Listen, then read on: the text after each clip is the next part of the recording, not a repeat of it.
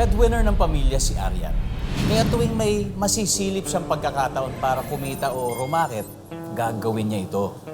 Nang pumatok ang oportunidad na makapagtrabaho siya sa Dubai bilang isang receptionist, agad itong sinunggaban ni Arian. Naisip niya, hindi naman siya mahihirapang mag-adjust, lalo pat marami namang mga Pinoy sa Dubai. Pero, paano kung ang inaasahan niyang karamay ay may maitim na balak at mga matang laging nagmamadali?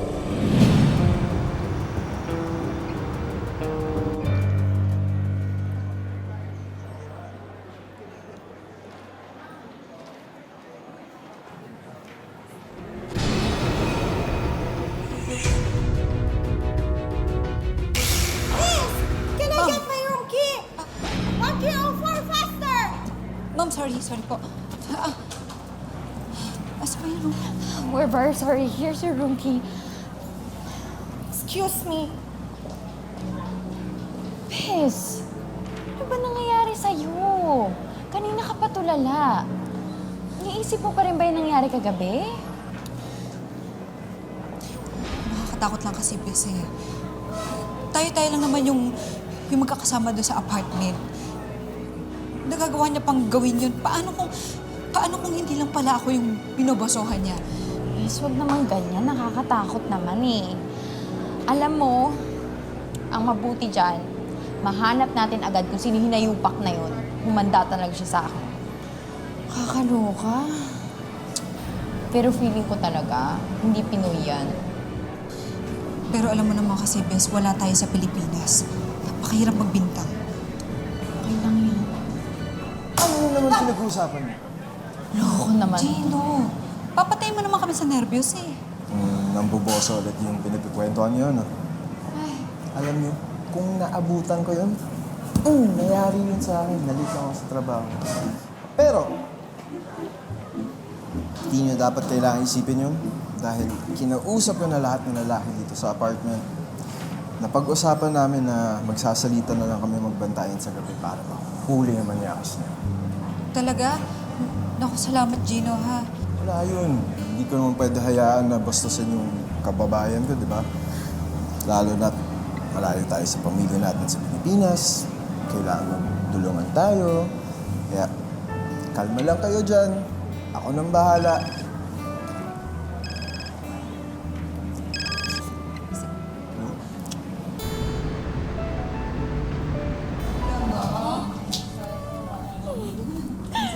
Gusto ko na nga hingin yun na...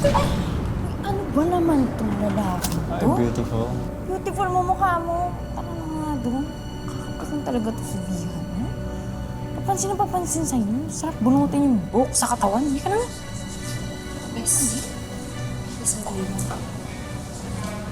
Hindi kaya siya yung...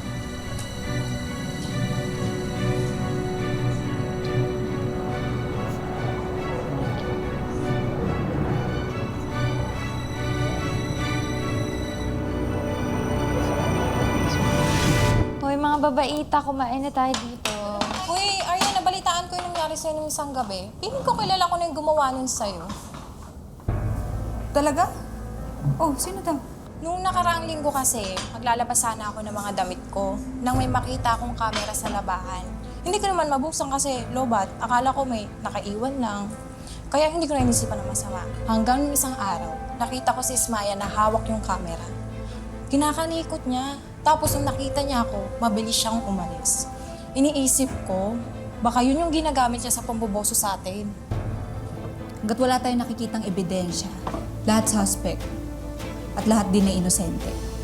Siguraduhin niya lang talaga na hindi natin siya makikita dahil kawawa siya sa atin. Tanggal na siya sa trabaho. Naku, kulong pa siya. Diyos ko. Walang magawa sa buhay.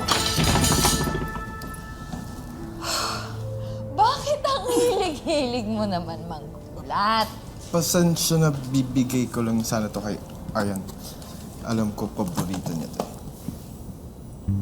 At ipapaalala ko lang sa inyo na i-lock niyo yung mga pinto niyo dahil hindi pa natin nahuhulihin ng boboso. Pero, akong nakatoka ngayon, kaya kalma lang kayo. Ako bahala. Pag nahuli ko yun, bugbog yun sa akin. Okay? Nako, salamat talaga, Gino, ha? Pati tuloy ko naaabala ko pa dahil dun sa nangyari sa akin ng isang gabi. Wala yun.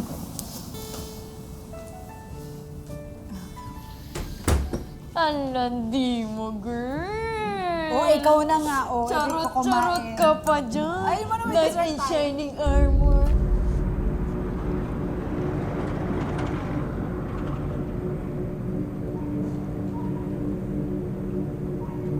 Ang swerte natin kay Gino, no?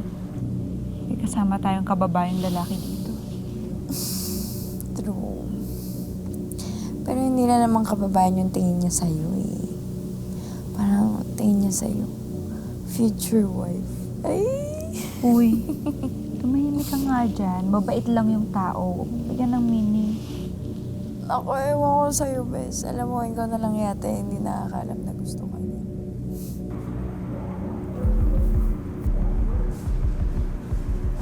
Ayaw mo ba sa kanya? Mabait naman siya.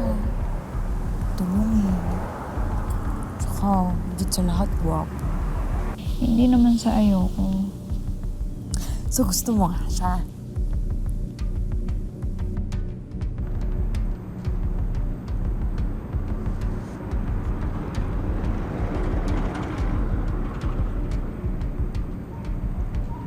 Eto.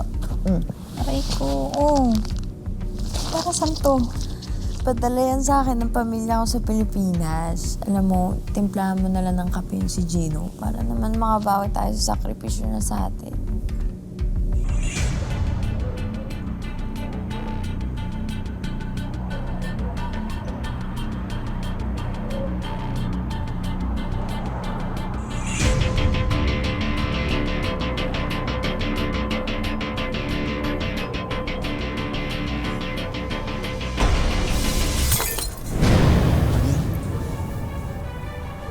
Ikaw yun?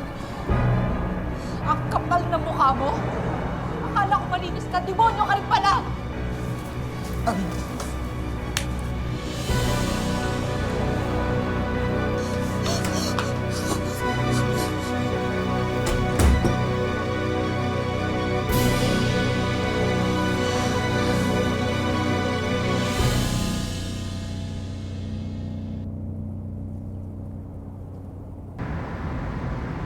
All the guests are VIP. Please take care of them. Okay, sir. Do your job. Yes. Thank you very much. Thank you, sir. Thank you.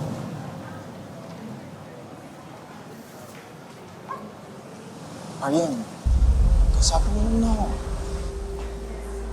Alam ko galit ka, alam ko nandidiri ka, pero sana bigyan mo ako ng chance para magpaliwanag. Aryan, alam mo naman, ako yung tumutulong sa pamilya namin. Nanay ko mag-isa lang sa bahay. Ako yung tumutulong sa paggagamot sa kapatid. Aryan, please, isang chance lang, please. Sana naisip mo yan bago mo gawin yung kababuyan mo. No? Sige, hindi ako magsasalita. Hindi ako magsusunod. Pero utang na loob, umalis ka na sa apartment natin. Dahil hindi mo na kayang makita yung pagmumukha mo. Aryan, nagawa ko ng desisyon. Dahil mahal kita eh. Pero parang feeling ko yung tingin mo lang sa akin, kaibigan lang. Kaya ako natatakot. Aryan, isang chance lang. Please. Yung video, binura ko na eh. Mahal kita, Aryan. Bigyan mo ako ng isa pang chance para manligaw sa'yo ng tao. Please.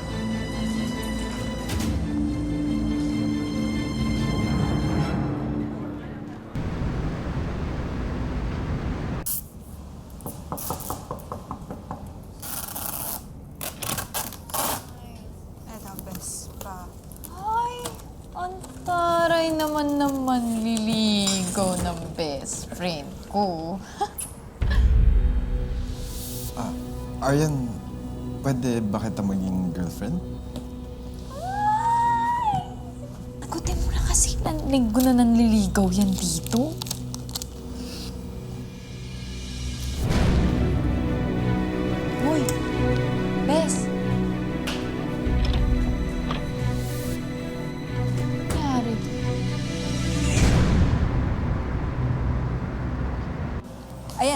Opo. Opo, Tay. Nakuha niyo na po yung balikbayan box? Oo, anak. Naku, tuwan-tuwang mga kapatid mo. Salamat, anak, ha? Sige po, mag-iingat po kayo, ha? Ay! Ay! Shut up! Sir! Sir, I'm sorry, sir. Sorry. Enjoy, please. What are you doing? Taking a course while you're on duty? What's the fun doing with you? I'm sorry, Ustaz. It won't happen again. It won't really happen again. Because I'm gonna report this and I will make sure you will reprimand accordingly. Ustaz, no, please, no. Ustaz. I need this job. Please don't do this, Aryan. She's an asset to our hotel. She has been working here for almost 6 years. She provides excellent service to our clients. She was even awarded the best employee last year. One more chance. We all deserve that.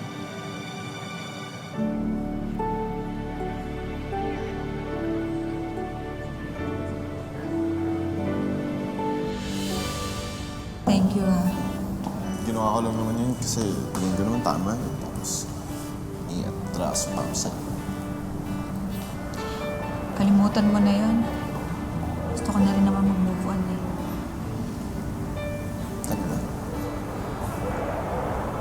So, din napatawag na ako. Promise, hindi na mauulit. So, yung pangmiligo ko sa'yo, pwede ko ba ito? Huwag na.